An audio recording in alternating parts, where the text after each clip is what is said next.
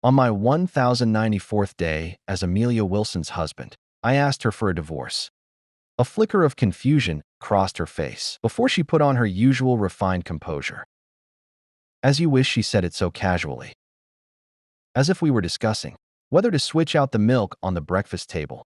She didn't even bother to ask why. On the 1095th day, I acted as if nothing had happened. I gave her and the kids a warm send-off, and then I left the Wilson family for good. At first, Amelia and her family thought I was just throwing a tantrum. But slowly they realized something was wrong. The first to act out was our younger son, Finn. He was happy at first that the dad, who was always on his case, was gone. But on the day of the school fair, his mom forgot to tell the nanny to pack his cookies. When all his classmates gathered around, hoping for the teddy bear cookies his dad always baked from scratch, all he had were store-bought ones. That's when it hit him, maybe his dad wasn't so useless after all. The next to feel it was Noah. He'd always despised the man who used underhanded tactics to replace his real father. But one day during a thunderstorm, he leaned against his door, expecting to hear the soft humming from the other side. And when it never came, a sudden panic set in. Mr. Wilson was the third. His family doctor told him his blood pressure was high again, and that he'd need to start medication. He suddenly realized it had been over 2 weeks since he'd had one of the healthy meals David always prepared for him. Even Amelia's married younger brother, Kevin, started casually asking her when she was going to bring his brother-in-law back home. The Wilson family began mentioning me more and more often to Amelia. Some even started advising her that a woman should be more gracious, that humbling herself to coax her husband wouldn't cost her any dignity. Finally, Mr. Wilson couldn't take it anymore. At the breakfast table, he gave Amelia an ultimatum. "Amelia, I know you have your pride, but a husband and wife shouldn't be estranged like this. If it's too awkward for you to ask David to come back, then let an old man like me have a word with him."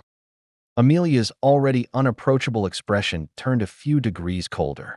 They all thought she was too proud to lower herself and ask me to come back. The truth was, she'd already called me the day after I left, but she'd been blocked. The number she hadn't dialed once in 10 years was unreachable. The one time she finally decided to call. At that thought, the woman's face grew colder still. Her gaze swept over her 2 sons who, though silent, were looking at her expectantly. A wave of helplessness washed over her dad. "Don't worry about David and me. How can we not? You have 2 children together. How can a man be so irresponsible?" For the first time, she found her father's nagging incredibly irritating. "If you can find him, then go ahead and try," she yelled before turning and walking away. It was only then she realized belatedly just how much David could affect her emotions. The 3 left at the table stared at each other. The old man was the first to take out his phone. "I'm going to ask him if he still wants this family or not." But the only response was a mechanical female voice. "The number you have dialed is not in service." The 2 boys couldn't sit still either. They both tried calling the number, but with the same result. It was Noah who spoke up first. "He never misses our calls. What if something happened to him?" Amelia's hand froze on the doorknob as a montage of crime scenes flashed through her mind. Her heart suddenly began to race. "Alex, my husband, is missing. Please file a police report for me." "Wait first. Contact a few private investigators. I need this kept quiet. I'll send you the details in a minute." Amelia pinched the bridge of her nose, forcing herself to calm down. "I settled down in a small town down south, renting a little house with a yard. Right now I'm lying in a wicker chair, enjoying the rare coolness of a summer afternoon. The town is lovely and livable with beautiful scenery year-round. I'm thinking of opening a flower shop here. I never used to like impractical things like flowers and plants, but after 3 years as Amelia's husband, I'd somehow developed a bit of a green thumb." Amelia found me on the evening of the 3rd day. Her always impeccable pantsuit had a rare flaw. Following my gaze, her eyes landed on a button that was about to fall off her cuff. A hint of embarrassment touched her cold face. "Why didn't you come home?" Her voice was icy. I looked up at her surprised. "Miss Wilson, as your soon-to-be ex-husband, I don't think my presence is required in your home anymore. It was strange for the first time. I saw a flash of anger on Amelia's face. Are our marriage and our family just a joke to you? Her attitude was starting to annoy me, and my own impatience began to show. On day 1094, I asked for a divorce and you agreed. Have you forgotten Amelia was clearly not good at arguing? She could never stay on topic. Did you just say day 1094? A look of confusion crossed her face. I realized my slip-up, although I was prepared to tell them the truth. To keep the Wilson family from clinging to me, I still tried to bluff my way through. Miss Wilson, just let me know when you're free. We can go to the courthouse anytime. She frowned, taking a moment before she said, everyone's having a hard time adjusting with you gone. I just smiled unconcerned. They'll get used to it soon enough. Amelia sighed softly. Dad's blood pressure is up and the doctor has recommended medication. Noah's grades are slipping and his teacher says he's sleeping in class. I cut her off, Miss Wilson. That's your father and your son. What does that have to do with me? The woman looked as if she never expected me to say something like that, her beautiful brows furrowing even more tightly. David, I think we need to talk. If there's been some kind of misunderstanding, it's best we clear it up as soon as possible. A wicked impulse struck me. Mimicking Amelia's usual tone, I said, Amelia, I don't have to explain my every decision to you. Some things you wouldn't understand even if I did. I made a request, you agreed, and we both get what we want. Isn't that for the best? Her expression changed again. It was bizarre in 3 years as her husband. I'd seen more expressions on her face today than in all that time. Combined, what about Finn? Your own son, are you going to abandon him too? At the mention of his name, this body's heart still ached involuntarily. I remembered how in David's final days, this was the child he couldn't let go of. But the people closest to you are the ones who can hurt you the most.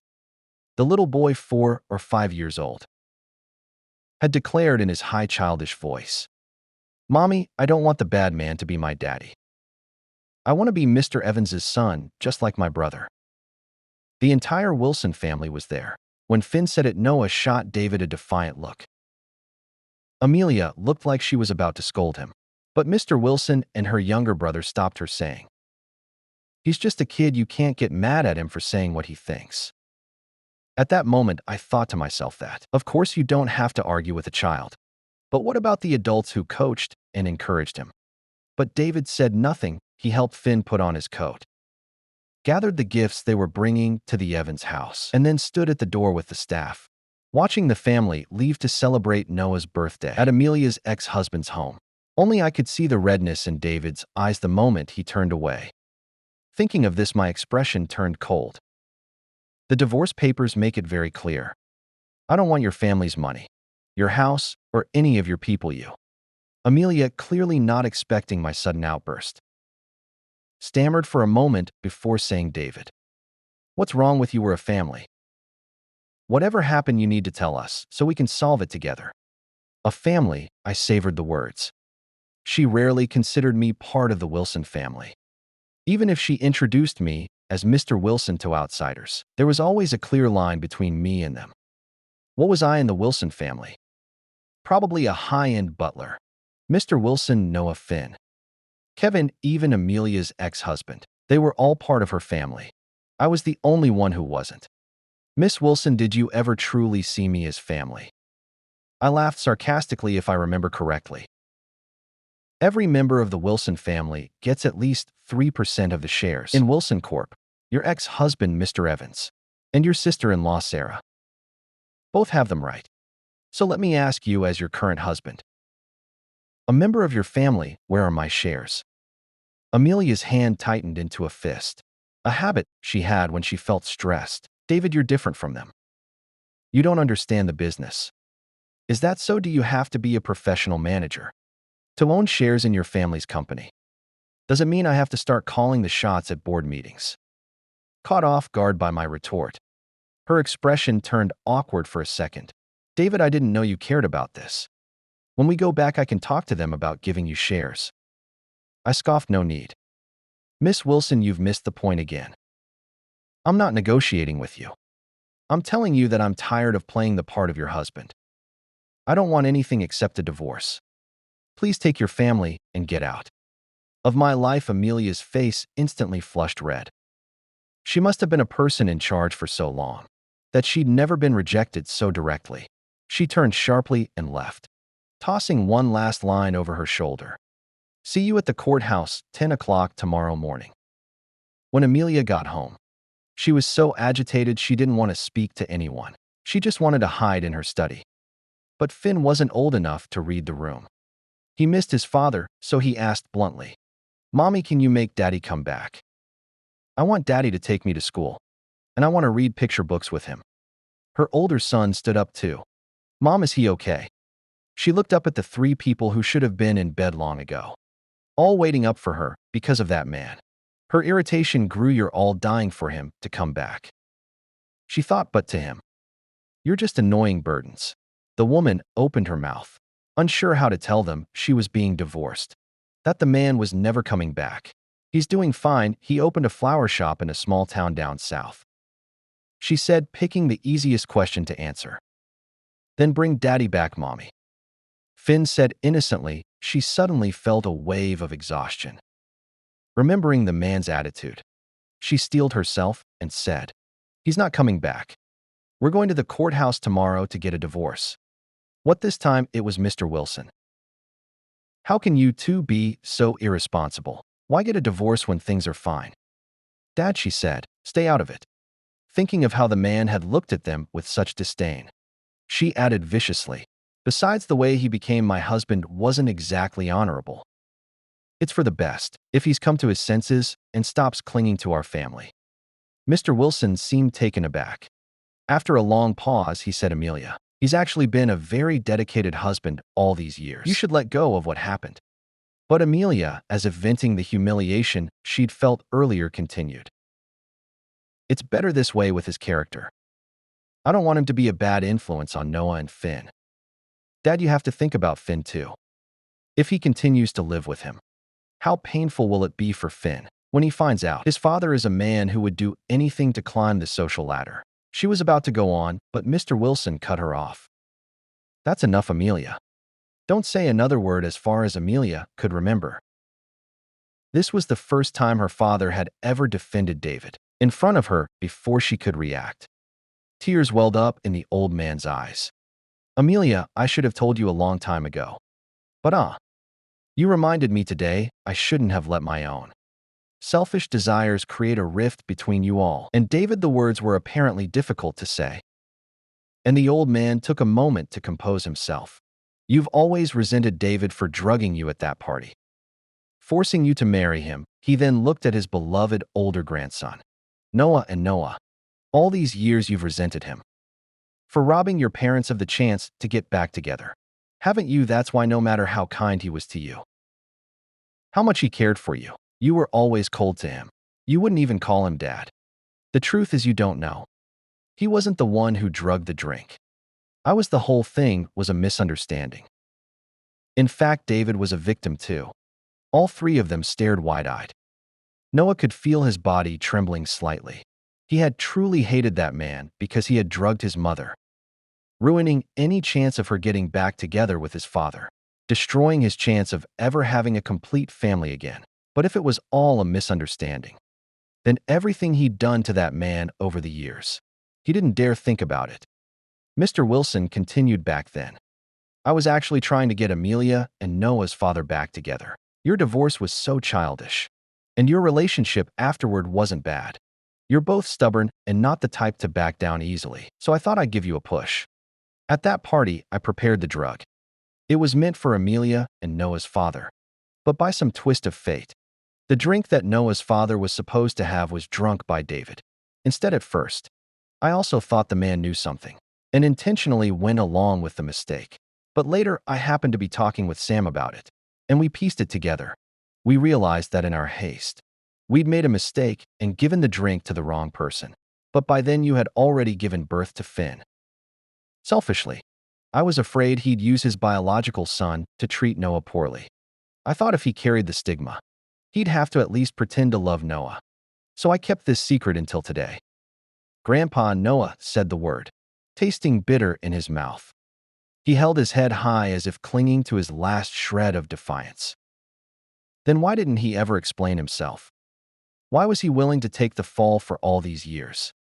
He did explain, we just didn't believe him. Amelia said, her voice strained for some reason. She remembered a long time ago, when she'd had too much to drink and had pressed herself against David. He had pushed her away, saying he didn't want to. She had been upset about something that day, and seeing the rejection in David's eyes, she had instinctively said, "Isn't this what you dreamed of? Climbing into my bed now that you've gotten your wish. What's with the pretense?" She clearly remembered how David's eyes had darkened. He had said, "Amelia, I like you, but I never schemed against you. I never wanted to be with you this way." She had just scoffed and continued what she was doing back then. She didn't believe him, and she didn't care about him. All these years, had anyone in their family ever cared about David?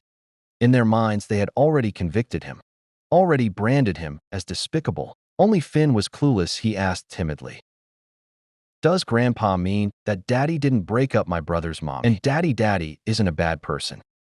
Noah couldn't hold it in any longer. He pulled his younger brother into a hug. "Finn, what I told you before. Know everything we heard. What Grandpa and Uncle Kevin said about your dad. It was all wrong. We were all lying to you. We all lied. Your daddy isn't a bad person. He's a very, very good person." Noah couldn't go on. He was choking on his sobs, unable to form a complete sentence. The next day at the courthouse, I saw the whole Wilson clan from a distance. I couldn't figure out why they needed to bring the whole cavalry just for a divorce. As I got closer, Finn rushed up and hugged my leg. "Daddy, where did you go? I missed you so much." This kid had never been very close to me. The Wilsons had raised him well, self-disciplined and polite, but with me, his own father, he never minced words in the past. A gesture this affectionate would have made me feel overwhelmed with joy. But now, on day 1095, I no longer had to play along with this family. I looked at Amelia. "Your son is being unruly. Aren't you going to do something?" I saw the color drain from all their faces. Amelia, probably worried about hurting her son's feelings, stepped forward and pulled him into her arms. "David, Finn just wants to be close to his father. He hasn't done anything wrong. Is that so?" A cruel impulse made me crouch down and look Finn in the eyes. But how could a bad man like me deserve to be Finn's daddy? Finn's eyes instantly turned red, but he fought back the tears. "David, I know you've been wronged all these years, but you can't treat Finn this way. He's just a child." Amelia's voice was thick with suppressed anger. I stood up, unconcerned. "It's fine. Let's just hurry up and get the divorce finalized. Then I won't stand in your way of finding him a good stepfather." David, this time, it was Mr. Wilson. He always loved to play the part of the family patriarch around me, complaining that the tea was too cold or too hot, that the food was too oily or too bland. The old man never hesitated to try out any method he could think of to make my life difficult. I remember one winter he heard about some special preserved vegetable buns and made me cook them for him. I steamed batch after batch from morning till night. But he was never satisfied. Later, after the kitchen staff had gone home, I was dozing off at a table when I overheard a housekeeper say, "The old master is really giving him a hard time. Hasn't he steamed 7 or 8 batches already?" I know, right? It's not the buns he's unhappy with. It's the person. How did I finally pass his test? That's right, in the dead of winter. I drove out to the countryside alone, went to 5 or 6 different villages, and finally bought the traditionally sun-dried, preserved vegetables he wanted. Only then did he stop. I looked at Mr. Wilson. "Save it, will you? Your former son-in-law isn't worthy of your lectures. Wait until your daughter finds you a new one. Then you can show off your authority." The Wilsons all looked as if they couldn't believe that the pushover they could mold and shape however they pleased, could have such a backbone. Mr. Wilson was too stunned by my disrespect to even get angry. He just stared at me blankly. "David, what's gotten into you, son? We're a family. What's all this talk about divorce? Don't say such unlucky things." I was getting tired of their melodrama. "Amelia, we had a deal yesterday. Let's go and get this done." And from now on, we go our separate ways. I started walking toward the service hall, but Amelia grabbed my arm. What I snapped. Turning back impatiently, David. Don't be like this, you're not thinking rationally right now. And there's been a misunderstanding between us. Don't act on impulse. It was rare for her to speak to me so gently. But here she was coaxing me at the courthouse entrance. I turned back and looked at her seriously. Amelia, are you crazy? You get to ditch a lowlife like me without spending a dime. Isn't that what you've always dreamed of? What are you hesitating for now? Amelia's brows were knitted tightly together. David, I learned some things yesterday. I admit I've treated you unfairly all these years. Please give me a chance to make it up to you, okay? No thanks as for the past. I'll just write it off as a bad memory. As long as I don't have to face your family ever again. I'll wake up laughing in my dreams. David, a flash of shame crossed Amelia's face. Let's go home first. There are some things I need to explain to you. Her tone was firm, and she looked ready to have me dragged away if I didn't go with her. I had a few things I needed to make clear to them too. In the Wilson family study, Amelia was unusually pleasant. David, about the party. We misunderstood you. I only found out yesterday that you were a victim in that incident. Too, I'm sorry. She sounded sincere, but I just laughed coldly. You found out from where? And since you know I was framed. Who was the real culprit? Amelia looked away ashamed. Mr. Wilson's face was beet red. Go on, weren't you going to tell me the truth? And clear up the misunderstanding. David, don't be so aggressive. What happened back then was a mistake. Nobody wanted it to happen. Mistake. One mistake, and I have to live with the reputation of a self-debasing parasite. Slaving away for your family for 10 years. You think one mistake erases all the evil your family has done to me. Amelia, you don't really think that by marrying me, you did me some huge favor, do you that? Now you can tell me. Your family misunderstood me and has decided to treat me better, and I'm supposed to drop to my knees and thank you. With tears in my eyes, wake up and smell the 21st century. My relentless barrage left Amelia speechless. If you know what's good for you, you'll finalize this divorce with me. Or you can drag it out if you want. I've got nothing to lose. As I was about to leave, Mr. Wilson's aged voice spoke up. David, the Wilson family has wronged you. It was me, this old fool, who made a mistake. I drugged you by accident. And then I let you suffer for all these years because I was afraid my own family would blame me. I'm swallowing my pride and I apologize, David. You love Amelia so much and you have Finn together. He's so young, can you really bear to leave him, Daddy? Finn's crying started right on cue. I turned around and held up a hand, stopping the little boy from running to hug me. If you'd said all this to the David from 3 years ago, he probably would have fainted from happiness. But now all I feel is that your family is disgusting and hypocritical. All right, since we're at this point, I might as well tell you the truth. I looked at the confusion in the Wilson family's eyes and pulled my new ID from my pocket. Leo. Amelia, read the name on it. You changed your name, as you can see. I'm not David, my name is Leo. About 5 years ago, I was in a car accident. When I woke up, I found myself in David's body. I watched him get enslaved and humiliated by all of you. Especially you. My gaze fell on Noah, and my voice turned cold. You are genuinely the cruelest kid I have ever seen. Noah's body trembled. I ignored him and continued. This went on for 2 years. Then one day David said to me, Leo, the first can't go on anymore. I'll give you my body, please. Can you just look after them for 3 years for me?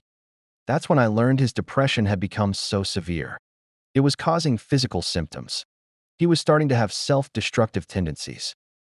He knew he could no longer be a proper husband to you, Amelia. But Finn was too young to be without a father, so he came up with this deal with me. I paused, watching the various expressions on their faces. What, you don't believe me? Think I'm telling a story? I tossed a stack of medical records onto the table. Take a good look, see how your family drove David to his death. None of you should ever show your faces to me again. Honestly, if it weren't for my deal with David, I wouldn't want to spend a single second with you people. The whole family from old to young. There's not a single good one among you. I walked out of the Wilson house without a shred of reluctance. Mr. Wilson's face was filled with terror. Amelia, is what he said true? Is David a ghost? Is he going to come back and get revenge on us? He trembled as he held on to Noah. Amelia, should we find a priest or something to perform a ritual? Amelia's heart was a chaotic mix of emotions. She knew none of them like David. But she never imagined their dislike and mistreatment were severe enough to drive him to suicide. Dad, Amelia forced the word out of her throat. There are no ghosts. David was probably just sick. I'll have a specialist review his medical records. She fled the room at that moment. David's words echoed in her mind. So that's how he saw them. He hated their family that much. This man she had always looked down on, who she'd always considered a stain on the Wilson family name. In his eyes, they were the most disgusting and ugly people in the world. She was efficient. It wasn't long before she got a preliminary diagnosis from a doctor. According to the records, David developed depression shortly after you gave birth to Finn, but back then none of us noticed. Later, probably as a way to save himself, he developed a second personality, Leo. Amelia spoke with difficulty, explaining it to her father and older son. This personality, Leo, is completely different from his primary one. He doesn't love me, and he doesn't like anyone in the Wilson family. David's primary personality must have sensed Leo's hostility toward us, so he never let him take control of the body. But Amelia swallowed the lump in her throat, taking a long pause before continuing. Later, his symptoms became more and more obvious. Heart palpitations, insomnia, trembling in the end. After Finn almost caught him trying to kill himself, he got scared. He loved his son so much. He couldn't bear to imagine the psychological trauma it would cause if Finn found him dead one day, but no one was there to help him. We, his so-called family, didn't even notice his pain. No, how could we not have noticed? We just got used to ignoring him, belittling him, and step by step, we pushed him toward a dead end. He could have recovered if he had just left us back then and found a better environment. But he didn't. I guess it was because he couldn't let go of Finn. He made a deal with Leo. He let Leo take his place, to be there for Finn as he grew up. The price was his own permanent disappearance. By the time Amelia finished, her voice was so hoarse she couldn't make a sound. She pressed her clenched fist against her lips. Suppressing a sob, she remembered Leo's insistence on day 1095. 3 years. That was the 3 years David had bought with his own life. And what had they done? It wasn't like she hadn't noticed her older son's cruelty toward him, the dead insects left in his room, the handmade crafts he'd worked so hard on, deliberately broken in that winter, not long after Finn was born, when Noah pushed him into the outdoor swimming pool. Thinking back on it all now, if her son had treated anyone else in the family that way, hell, even a complete stranger, she would have scolded him and taught him a harsh lesson. But with David, she had watched coldly as her son's pranks grew more and more vicious. She had even thought to herself, this is the price he has to pay for scheming his way into marrying me. She looked at her father, a man who, despite not being a great intellect, had always been kind and gentle. Yet it was this same old man who would tear up at the slightest hardship of a stranger, who had treated David with such biting cruelty when Finn was just learning to talk. She had caught her father deliberately calling David a homewrecker in front of him later. Their family took it even further. Her father intentionally kept Finn from getting close to David, scolding him in front of the child, leaving him with no dignity in his son's eyes. Even though David had been so good to them, after marrying into the family, he remembered everyone's preferences, was respectful to her father, cared for Noah, and even had a child with her. How could they have enjoyed all he gave while being so cruel to him? Mom, please stop. Noah was the first to break. No. He can't be gone. He was so resilient. No matter what I did, he never got mad at me. How could he be gone? Noah was crying. But she felt none of her usual sympathy. They were all sinners. They all deserved to be tormented by their conscience. My flower shop is now open. Every day, I go to my garden to look at the vibrant colors. When the sunlight filters through the greenhouse glass and fills the room, my mood instantly lifts. The town gets a lot of tourists, and sometimes my garden hosts a few guests. I love sipping tea and listening to interesting people tell me about their travels. Once I had just seen off an elderly couple who had traveled to over 20 countries after retiring. I was doubled over with laughter at the funny stories of their attempts to learn English. When I turned around, I saw Amelia and her two sons. My expression instantly turned cold. As I was turning to close the gate, Amelia reached out and stopped me. "David, we came to apologize today." Her face was full of sorrow, and the two kids beside her looked like their world had ended. I didn't even want to look at them. "Your David has been dead for 3 years. If it weren't for me, the grass on his grave would be taller than your son by now. And you pick now to apologize, Daddy." Finn rushed forward and hugged my leg. "Daddy's not dead, Daddy. Do you not want me anymore?" I glanced at the child, the harsh words I was about to say getting caught in my throat. "Finn, be a good boy. Just live with your mother from now on." Pushed him away as I was about to close the gate. I heard another daddy. It was Noah. I yanked the gate, opened my eyes like daggers as I stared at him. "You shut your mouth. What damn right do you have to call him Daddy?" Noah seemed terrified by my reaction. Even Amelia tried to step between us. I advanced on him. "Step by step, you. The main culprit who drove him to his death. What right do you have to call him Daddy?" The boy was frozen in place, stunned. How did it feel? Was it wonderful dissecting his little goldfish with your own hands? Hiding in the shadows, watching him suppress his grief. Watching the light in his eyes slowly die out. Did that give you a sense of accomplishment? You're a little hero, aren't you? You personally destroyed his last bit of hope and then put it on his pillow. Weren't you happy Amelia came to pull me back? "Leo, that's enough. He's just a child, a child." "Oh yes, he's your family's good little boy. Isn't he?" He knew his stepfather wasn't welcome. He knew that no matter how vicious he was, no one would ever stand up for him. So your good son, in David's most helpless and painful moment, destroyed his last will to live. I really didn't know he was sick. I didn't know the goldfish were so important to him. Noah broke down sobbing. "You knew. How could you not have known?" I stared at him viciously. "Did you not know his situation in the Wilson family? They called him Mr. Wilson, but not a single person respected him or cared about his feelings.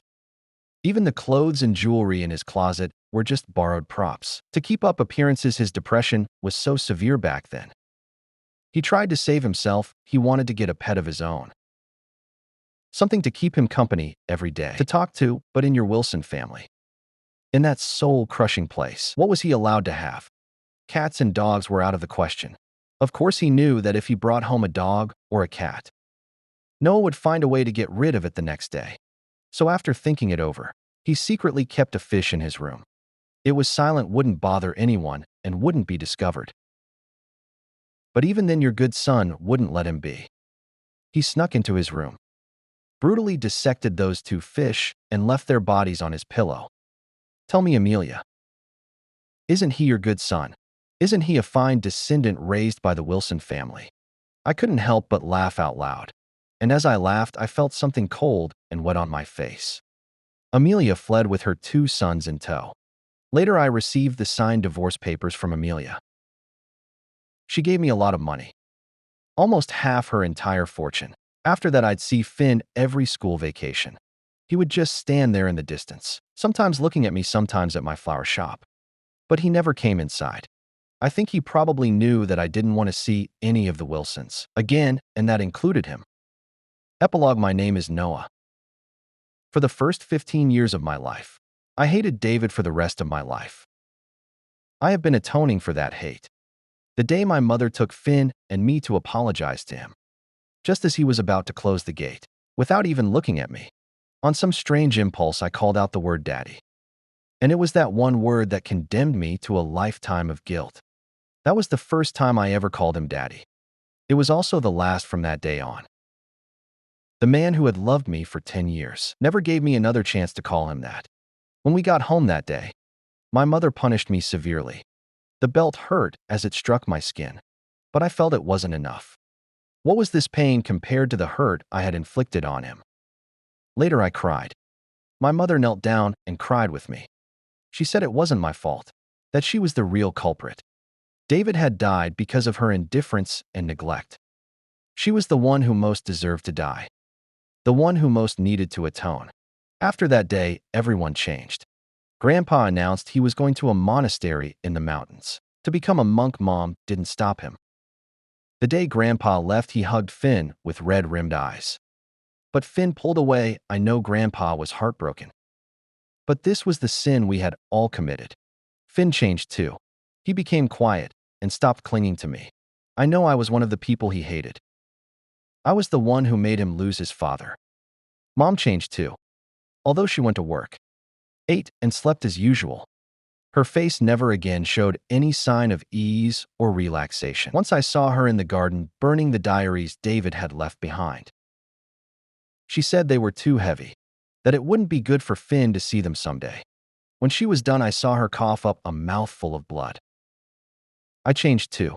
I lost the right to be a child. My mother and my younger brother became my responsibility. Everyone praised me for growing up, for becoming a responsible man just like my mother. But I know I'm no man. I'm the murderer who killed David.